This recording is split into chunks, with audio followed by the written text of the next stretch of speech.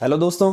तो आज की जो बुक है मेरे पे वो है खान सर की भारत एवं विश्व का भूगोल एनसीईआरटी सार संग्रह। ठीक है, तो देखते हैं इस बुक को। इस बुक के बारे में मुझे कमेंट सेक्शन में पूछा था किसी ने, तो चलिए आज मैं इसके बारे में बताता हूँ आप लोगों को ये कैसी है, क्या है, कैसी इसकी क्वालिटी है, ठीक है, और कितना इसमें कवर किया गया है एनसीईआरटी का।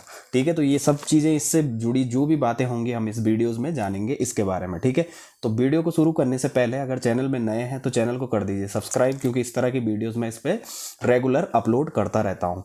ठीक है, तो चलिए शुरू करते हैं वीडियोज़ को। चलिए तो करते हैं इसकी अनबॉक्सिंग और देखते हैं इसमें क्या है, कैसा है, सब कुछ जानेंगे इसके बारे में।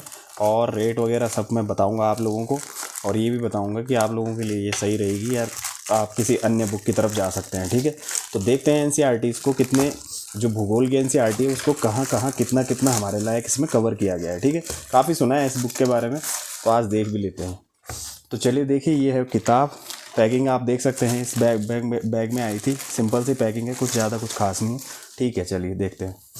तो देखो, ये किरण इंस्टीट्यूट कैरियर एक्सीलेंस। ठीक है, यहाँ पे ये लिखा हुआ है 7000 प्लस फैक्ट्स एनसीईआरटी भूगोल भारत एवं विश्व कक्षा 6 से 12 तक के, बाई खान सर पटना। ठीक है, तो खान सर के बारे में तो सभी जानते होंगे। ठीक, अच्छा, ये है बुक का साइज़, आप देख सकते हैं ये इतनी मोटी है। चाहे तो मैं इसमें थोड़ा सा फोकस कर लेता हूँ, आप देख सकते हैं।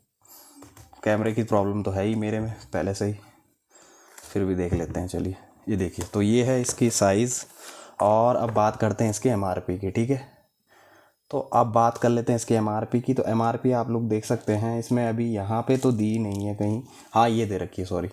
तो ये है ₹225। और ये मुझे कितने की पड़ी है ये भी मैं अंतिम में आप लोगों को बता दूंगा। पहले शुरू करते हैं इसको, देखते हैं कि कितना इसमें कुछ कवर किया गया है। ठीक है, तो चलिए पेजेस देख लेते हैं कि कितने पेजेस इसमें हैं। ठीक है,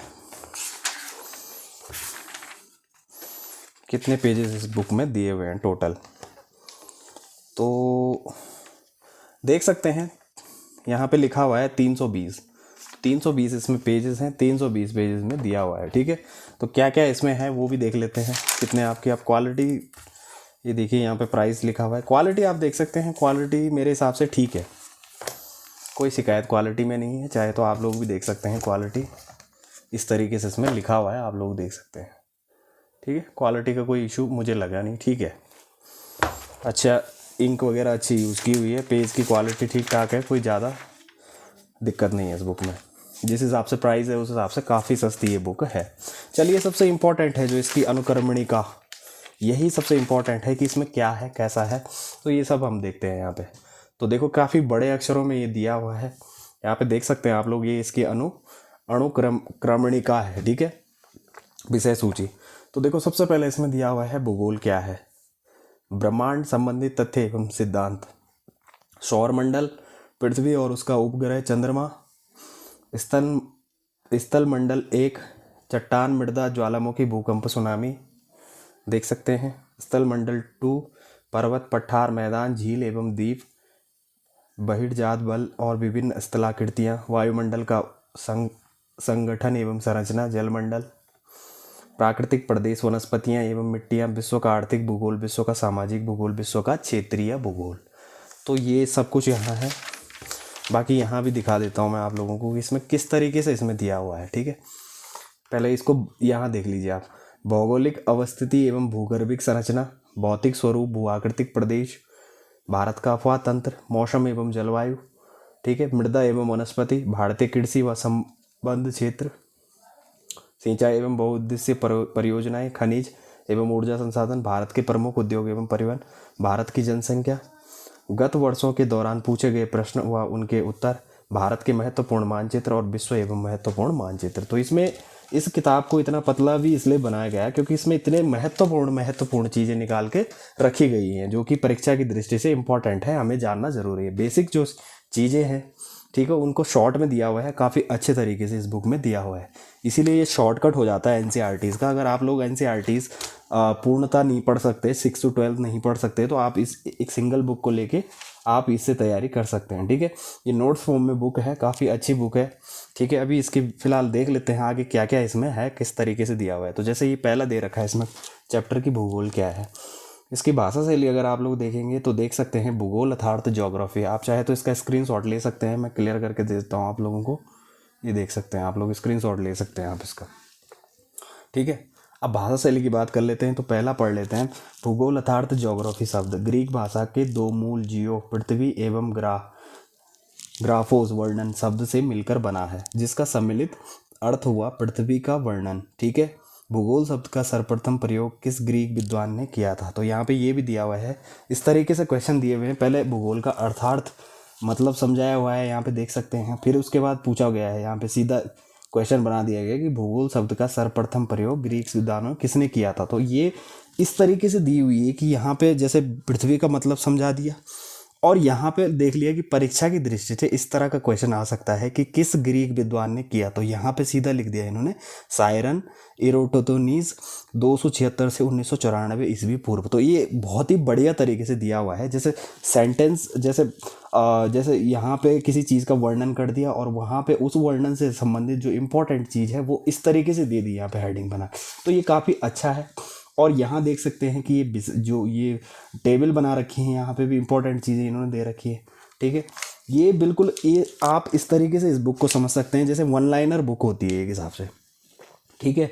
वन लाइनर में तो थोड़ा सा जो होता है एक ही लाइन में सब कुछ लिखा रहता है, यहाँ 2-2 लाइन के भी हैं, 4-4 लाइन के भी हैं और 3-3 लाइन 5-5 लाइन भी है। ऐसा नहीं है कि शॉर्ट में दे दिया कि खाली नोट्स का आप समझ नहीं पाएंगे, ऐसा नहीं है। तो इस बुक में आपको काफ़ी अच्छे से समझाया गया है, ऐसा नहीं है कि कुछ कमियाँ इसमें हैं। बाकी आपको मैंने महेश कुमार बर्णवाल सर की एनसीईआरटी बताई थी, वो थोड़ा सा इससे ज़्यादा है, समझ गए आप, वो इससे थोड़ा ज़्यादा है, उसमें थोड़ा सा जानकारी इससे ज़्यादा लगी मुझे। बाकी इसमें उससे कम है, देखा जाए तो वो भी बेहतर है, आप उसको भी परचेज़ कर सकते हैं। ये सस्ती है और ठीक है, मेरे हिसाब से कुछ ज़्यादा दिक्कत इसमें है नहीं, अच्छी बुक है ये भी।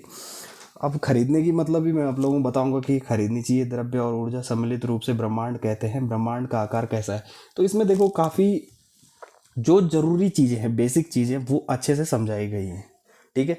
प्रीलिम्स के लिए आप इसको बेहतर ले सकते हैं, आप इसको कोई दिक्कत नहीं है। एनसीईआरटी अगर पढ़ने का समय नहीं है तो आप तब इसको यूज़ कर सकते हैं, ठीक है।